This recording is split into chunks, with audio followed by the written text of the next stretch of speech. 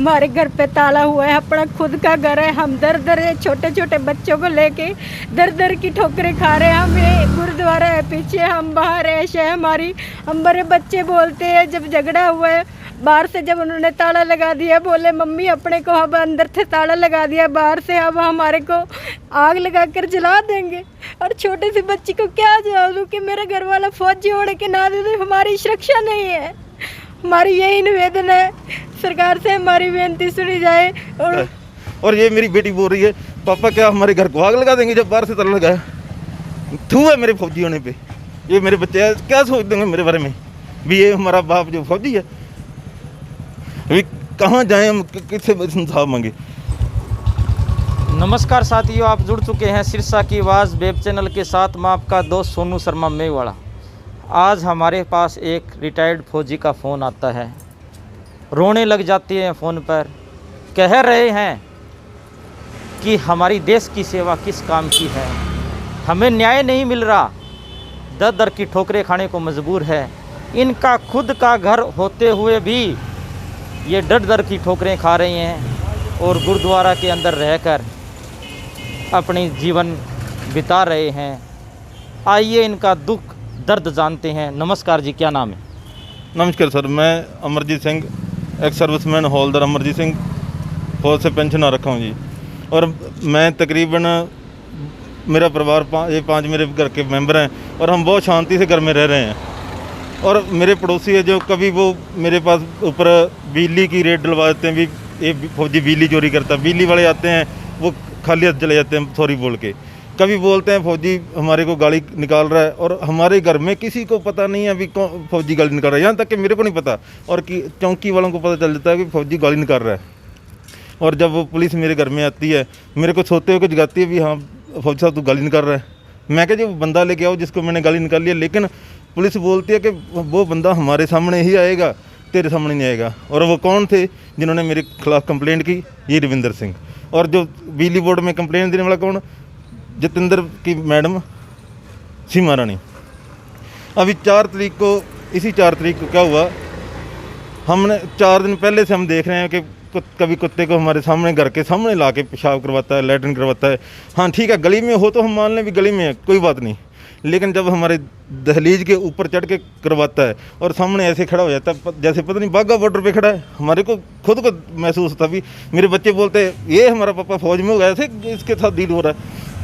लेकिन हमने उस चीज़ का 4 दिन के बाद चौथे दिन आवाज़ उठाई भी ठीक है जी, आप अपने कुत्ते को पट्टा या संगल डाल के घुमा लिया करो। और वो बोला नहीं, ये तो यहाँ पर ही ऐसे करेगा, तू जो कर ले करना है। अभी मैं बताओ जी मैं क्या कर सकता हूँ? मैं मोदी से अपील करना चाहता हूँ, बताओ जी हम क्या कर सकते हैं? प्रधानमंत्री से मेरी अपील है भी क्या हमारे को ईमानदारी के इंजेक्शन लगा लगा के इस भ्रष्ट सिस्टम के सामने फेंक देते हो? हमें इंसाफ चाहिए। हम नहीं कहते हम सच्चे हैं, लेकिन इंक्वायरी चाहते हैं, जो सच्चाई है वो बाहर आनी चाहिए। उन दोनों भाइयों ने मेरी मैसेज के कपड़े फाड़े, जितेंद्र और रविंदर ने। और जब उनको पता चल गया उनकी औरतों को भी अभी केस उल्टा पड़ेगा, उन्हें धक्के से उनको बोला कि आप पीछे हट जाओ, उनकी औरतों ने बोला, और धक्के से अपनी घरवाली को मेरे घर में धकेला। और उतनी देर हमारे घर के बाहर पत्थर मारते रहे जितनी देर बाहर से उन्होंने ताला नहीं लगा दिया। और इस चीज़ के लिए गवाही के तौर पर कोई जल्दी चलने के लिए तैयार नहीं है हमारे साथ। क्यों? क्योंकि उनसे डरते हैं सारे। हमने पुलिस को भी इस बाबत फ़ोन करवा के बाकायदा भी किसी कोई अनजान, चलो जो भी शख्स था, हमने उससे फ़ोन करवाया भी हमारे घर में ताला था या नहीं। उनने बोला बाहर से आपके घर में ताला लगाया गया था। और हमने 1 महीने की CCTV कैमरे की रिकॉर्डिंग मांगी है। अगर हम उस CCTV कैमरे की रिकॉर्डिंग के अंदर हमारा बच्चा भी किसी आवारा पशु को पत्थर मारता, डंडा मारता दिख जाए, तो हम पूरा परिवार सजा भुगतने के लिए तैयार हैं। ये नहीं कि हमारे घर के सामने ला कर कुत्ता हमारे पहले तो हम JNK में पत्थर खाते हैं और इधर आके हमारे को पत्थर खाने पड़ते हैं। मैं इसीलिए प्रधानमंत्री जी से गुजारिश करता हूँ कि हमारे को जो ईमानदारी का इतना बड़ा टीका लगा देते हो और भ्रष्ट सिस्टम में हमारे को रहना नहीं आता। हमारे इधर आने से पहले हमारा ऐसा ट्रीटमेंट करो कि हमारे को भ्रष्ट सिस्टम के साथ रहना आ जाए। अब मेरी बात सुनो, आप अपने घर से दूर क्यों हो? आप अपने घर से दूर यहाँ गुरुद्वारा में क्यों रहने आए हुए हो? अभी उनका जो पूरा सिस्टम है वो गुंडागर्दी वाला है जी। अभी उन्होंने 10 दिन पहले दूसरी पार्टी छोड़कर दूसरी पार्टी ज्वाइन कर ली। क्यों? हमारे ऊपर प्रेशर बनाने के लिए। 10 तारीख को उन्होंने दूसरी कोई और पार्टी ज्वाइन की है, सिर्फ इसलिए कि इस बंदे के ऊपर प्रेशर बनाया जाए। मैं पहले बहुत प्रेशर में, फौजी बंदे की लाइफ प्रेशर में रहती है, बहुत प्रेशर में, बहुत कुछ झेलना पड़ता है, परिवार से दूर है। अभी हम परिवार में आके रहने लगे तो इनको बर्दाश्त नहीं हो रहा। क्यों भाई? हमारी गलती कहाँ है? हम यही चाहते हैं, सिस्टम से यही जानना चाहते हैं, जहाँ हमारी गलती हम भुगतने के लिए तैयार हैं। और मैं और प्रधानमंत्री से ये भी रिक्वेस्ट करना चाहता हूँ कि हमारे को भ्रष्टाचारी का भत्ता मिलना चाहिए। भी हम इन भ्रष्टाचारी का जो साथ देने वाले जो ये सिस्टम है ना, जो भ्रष्ट हैं, उनका मुंह बंद कर सकेंगे। भी हमारे को वो भत्ता मिलना चाहिए मुख्य प्रधानमंत्री से। क्यों? मैं इन बच्चों को, मेरे छोटे छोटे बच्चे हैं, क्या करूँगा इनका मैं? ये मेरी बेटी 10 साल की है, ये 8 साल की है, ये 5 साल का है, और ये मेरी बेटी बोल रही है पापा क्या हमारे घर को आग लगा देंगे जब बाहर से ताला लगाया? थू है मेरे फौजी होने पे। ये मेरे बच्चे क्या सोच देंगे मेरे बारे में? भी ये हमारा बाप जो फौजी है, अभी कहाँ जाएं हम, किससे इंसाफ मांगे? हमारी चोटें लगा दी उन्होंने। MLR हमारे पास पड़ी है, मेरी मेरे ही कपड़े फाड़े, और मेरे को सेंट्रल गवर्नमेंट मेरे को एग्जाम्पलरी करेक्टर सर्टिफिकेट देती है, जिसका, और मेरे को जो हरियाणा पुलिस है वो क्या नाम दे रही है, ये देखो मेरे साथ, आप चौकी में जाके पूछो भी क्या नाम मिल रहा है मेरे को, भी बिना वजह। और हमारी और सिस्टम में ऐसा है कि हमारी झूठी जो अखबारों में खबरें छुपा रहे हैं। क्यों जी? हमारे को, हम नहीं चाहते भी किसी के साथ अन्याय हो।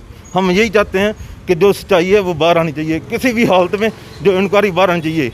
और जो DVR है, DVR की बात करता हूँ, DVR 9 तारीख सुबह किसी को वायरल करते हैं, जिसकी दरख्वास्त वो देते हैं, जिसके हमारे पास पूरे सबूत पड़े हैं।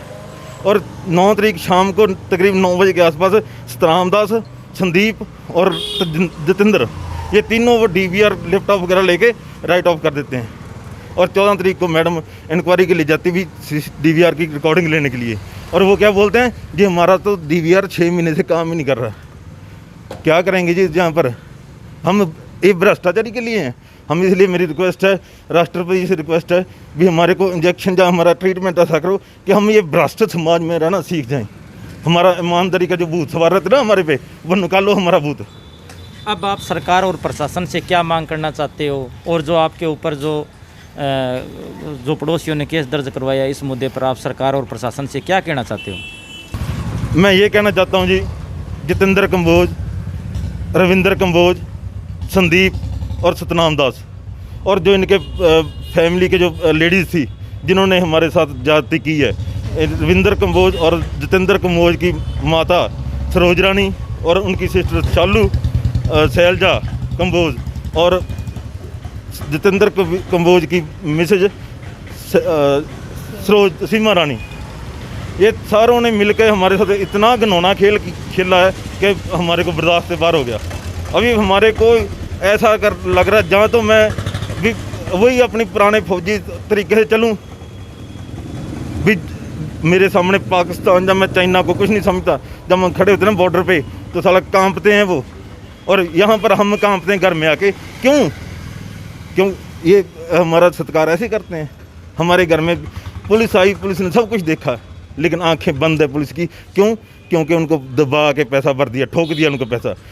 किस लिए? क्योंकि सतनाम दास के रिलेशन पॉलिटिशियन से हैं, जो खुद एक भ्रष्ट बंदा है, और उसकी इंक्वायरी आप डीपली करके पता करो। मेरी गुजारिश यही है, मैं नहीं कुछ नहीं चाहता, मैं गलत हूँ। अगर मेरा बच्चा गलत नहीं, छोटा मेरा बेटा 5 साल का है, अगर इसने भी गलती की है तो मैं पूरे परिवार के साथ सज़ा भुगतने के लिए तैयार हूँ। लेकिन 1 महीने की DVR की रिकॉर्डिंग उनसे निकलवाओ, और अगर नहीं निकलती तो सिस्टम ये बिका हुआ है। बिका हुआ तो पहले से ही है, बिक तो चुका ही है, लेकिन अभी हमारे को और परेशान मत किया जाए। और मैं दर की ठोकरें खा रहा हूँ अभी। अब मैं आपसे पूछना चाहता हूँ, आप कितने दिनों से घर से बाहर हो, और आप सरकार और प्रशासन से क्या मांग करना चाहते हो? हमारी सरकार से यही विनती है कि हम 6 तारीख से घर से बेघर हुए हैं। हमारे घर पे ताला हुआ है, अपना खुद का घर है। हम दर छोटे छोटे बच्चों को लेके दर की ठोकरें खा रहे हैं। हमें गुरुद्वारा है पीछे, हम बाहर ऐश है हमारी। हमारे बच्चे बोलते हैं जब झगड़ा हुआ है बाहर से जब उन्होंने ताला लगा दिया, बोले मम्मी अपने को अब अंदर से ताला लगा दिया बाहर से, अब हमारे को आग लगा कर जला देंगे। और छोटे से बच्ची को क्या जवाब दूँ कि मेरा घर वाला फौजी होने के नाते तो हमारी सुरक्षा नहीं है। हमारी यही निवेदन है, सरकार से हमारी बेनती सुनी जाए। और जो मुजरिम है सीमा रानी ने जो मेरे पति पर आरोप लगाया है कि मेरे को घसीट कर अंदर लेके गए हैं, गलत आरोप लगाए हैं, वो बेबुना झूठे हैं। दोनों भाइयों ने मेरे कपड़े फाड़े हैं, दोनों भाइयों ने मेरे बाल खींचे, कपड़े फाड़ दिए और दोनों भाइयों पे सख्त कार्रवाई करी है। और सीमा रानी पे जो गलत इल्ज़ाम लगाया है उस पर भी सख्त से सख्त कार्रवाई की जाए। हमारी यही निवेदन है सरकार से, हमारी अपील यही है कि हमारी सुनवाई हो और हमारी जो भी है CBI जांच सच्ची से होनी चाहिए। हमारी यही सीमा रानी ने कपड़े खुद ने हमारे घर पे खड़कर फाड़े हैं, वो भी हमारे पास सारी रिकॉर्ड वीडियो भी पड़ी है। हमारी यही गुजारिश है सर। ये आप देख सकते हैं सीधी तस्वीर सिरसा की आवाज़ वेब चैनल पर। हमारे देश की रक्षा करने वाले फौजी अगर इस तरह दर दर की ठोकरें खाने को मजबूर होता है तो हमारा सिस्टम, हमारी सरकार क्या कर रही है। हमारी सरकार जो चीख चिल्लाकर कहती है कि हम फौजी भाइयों के साथ खड़े हैं, लेकिन आज मुझे शर्म महसूस होती है, मेरा सर शर्म के मारे झुक गया है कि हमारे फौजी भाइयों के साथ अगर इस तरह होगा। मैं चाहता हूँ सरकार और प्रशासन से, मैं चाहता हूँ कि उन स्तरीय जांच की जाए, दूध का दूध पानी का पानी किया जाए। अगर इनकी गलती है तो इन्हें सज़ा दी जाए, अगर दूसरे पक्ष की गलती है तो उनको सज़ा दी जाए। जल्दी से जल्दी इनकी समस्या का समाधान किया जाए। आप हमारे साथ यूं ही जुड़े रहें। धन्यवाद।